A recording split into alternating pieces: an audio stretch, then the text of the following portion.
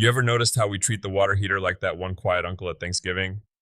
As long as he's not making a scene or leaking on the carpet, we just sort of forget he's in the room. Honestly, Tiger, until mine started making a sound like a gravel truck dumping its load in my basement, I didn't even know what color it was. That popping sound, that's the classic song of a dying tank. It's basically your heater screaming for help through a layer of limestone. I remember back in my first house, I ignored that sound for 3 years. I figured, hey, the water's still hot, right? Then, one Tuesday at 2 a.m., I woke up to what sounded like a waterfall in the utility closet. The bottom had basically turned into Swiss cheese because I was too lazy to spend 20 minutes a year on it.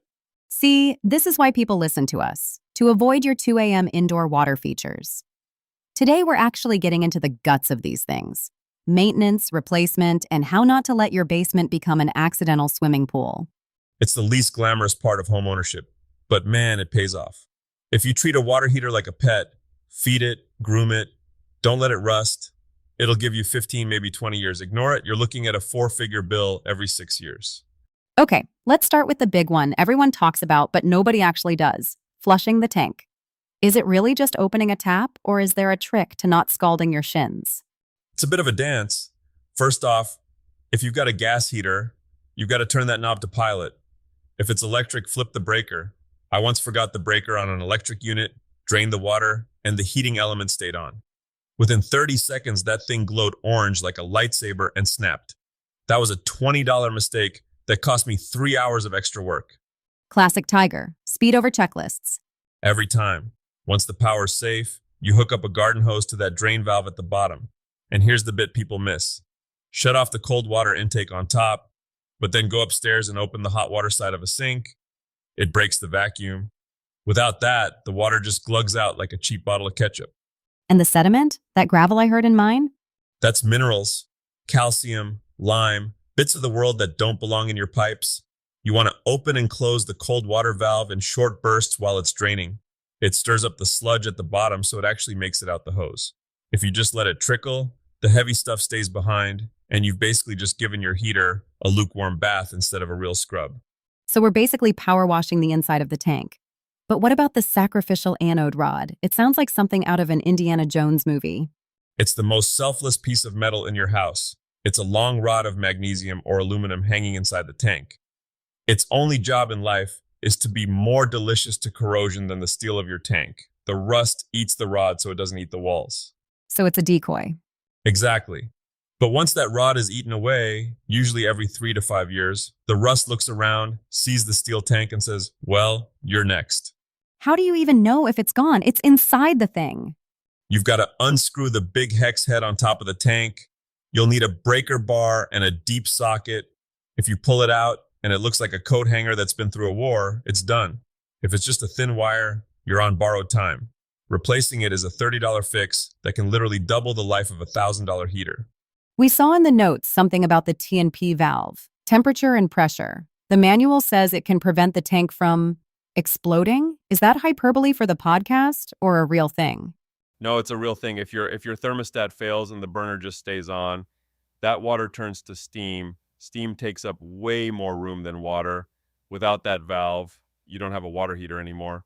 You have a rocket ship that wants to go through your roof. Okay, so rocket ship is bad. How do we make sure our stay on the ground valve works? You just flip the little silver lever. Water should come screaming out of the discharge pipe. If you lift it and nothing happens, or it just dribbles, that valve is calcified shut. That's a drop everything and go to the hardware store moment. Is that something a beginner can swap? Absolutely, it's just a threaded fitting. Just make sure you get the exact same PSI and BTU rating. And for the love of all that is holy, use a backup wrench so you don't twist the actual copper pipes out of the wall while you're cranking on it. What about the gas side of things? Lighting a pilot light always feels like I'm defusing a bomb in an action movie. It's mostly just patience. Most modern ones have a spark igniter, no matches needed. But if yours is older, you're down there with a long-reach lighter. The trick is holding that button down long enough for the thermopile to get hot. That little sensor tells the valve, hey, we have fire. It's safe to let the main gas flow.